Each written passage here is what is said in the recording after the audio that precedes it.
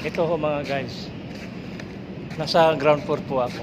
Ito yung nasa taas na yan, first floor. Ayan ho mga scaffolding.